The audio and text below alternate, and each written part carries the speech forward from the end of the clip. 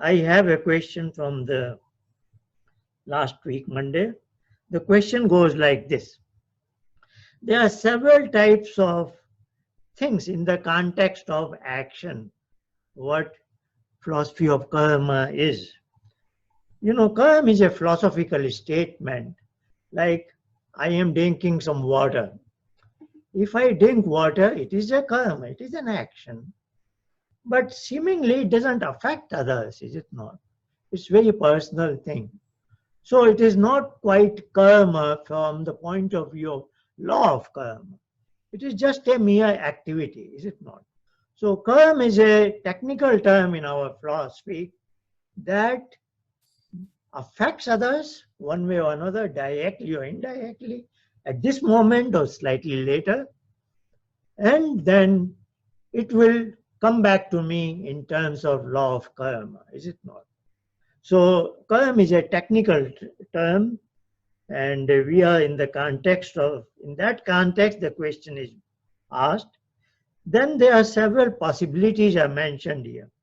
Number one, sometimes we do bad action with bad intentions, where, like a criminal is going for a murder, rape, or burglary or something, where he knows, deep in his own mind, he knows this is a wrongful action. And his intention is this. He knows it, knowingly he is doing it.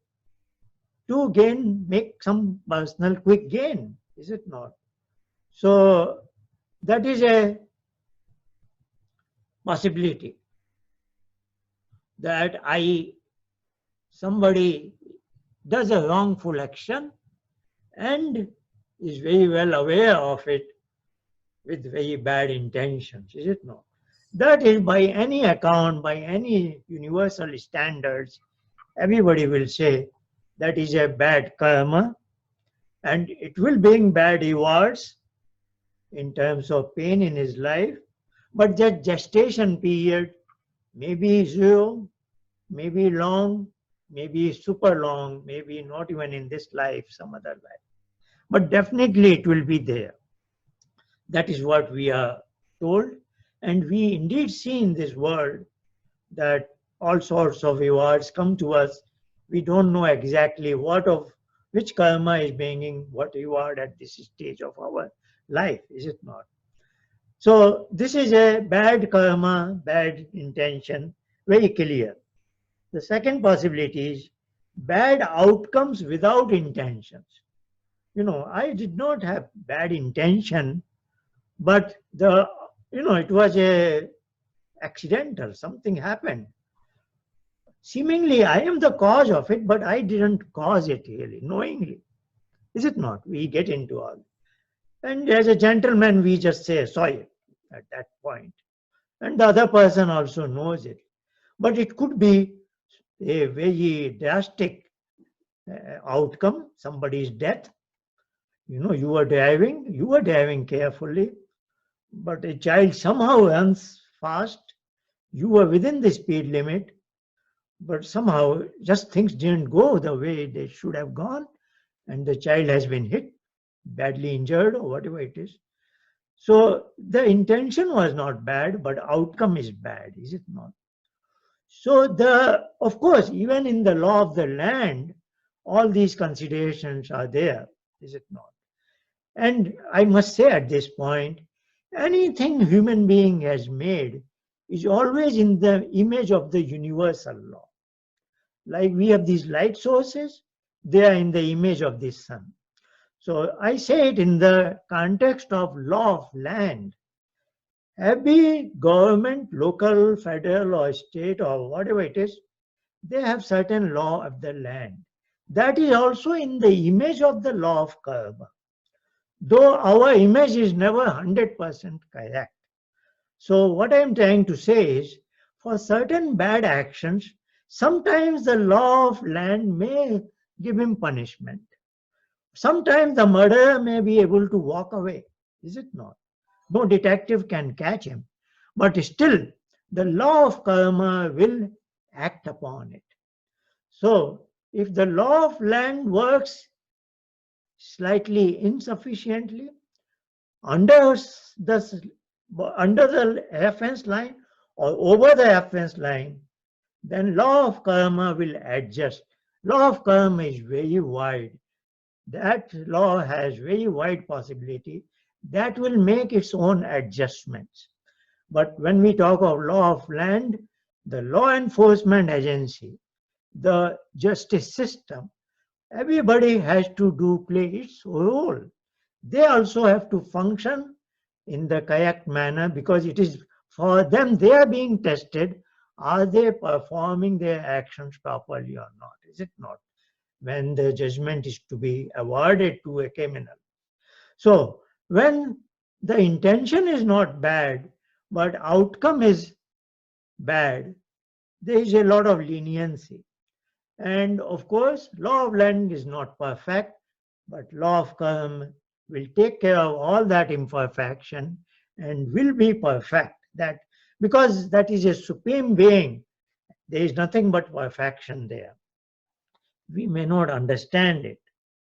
Now, inaction when action is needed. This is a very good question. Very good question. Very important also. Because when it comes to philosophy of karma, at any given option, circumstances, we have infinite options. And one option always is not to perform. In Sanskrit, we say kartum, akartum, na kartum. Kartum is exactly doing what my duty is at that point of time. Akartum is opposite of that. So kartum is like what we will say my dharma. Dharma is not religion, my righteous conduct, which will be universally acclaimed, is it not? What is good for all, everybody will say this was right. Sometimes as a human being, that is the way we are human being, different from others because of the freedom. I can do, even though I know my dharma, I can do opposite to it. And sometimes I can overlook a situation and not act at all. This is the possibility number 3 here. I'll give an example. Say we are on the street walking, or we are I'm driving a car. And it's lonely. It's that kind of a time. Nobody is there. Very light traffic. But suddenly a motorcycle person falls down. He has an accident. Now, I know my duty is to call 911 or take him to a nearest emergency hospital. That is kartum. Opposite of this is nobody is seeing me.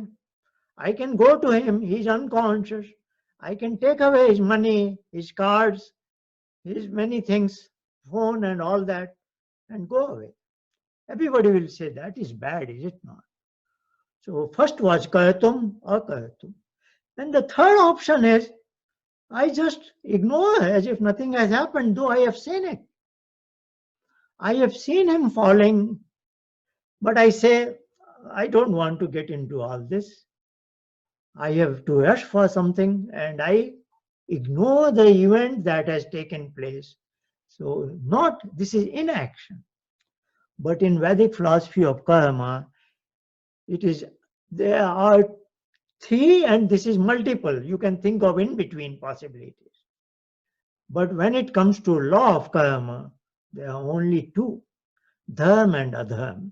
So inaction will go into adharma, is it not?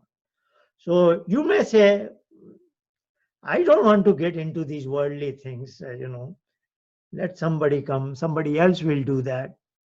But no, in the eyes of the lawmaker, law enforcer of law of karma we are talking about, this is inaction is coming under the purview of adharma. Not as bad as stealing his money and phone, etc., but still not doing the action at the right time. So that is also the 4th possibility was bad thoughts but not becoming action.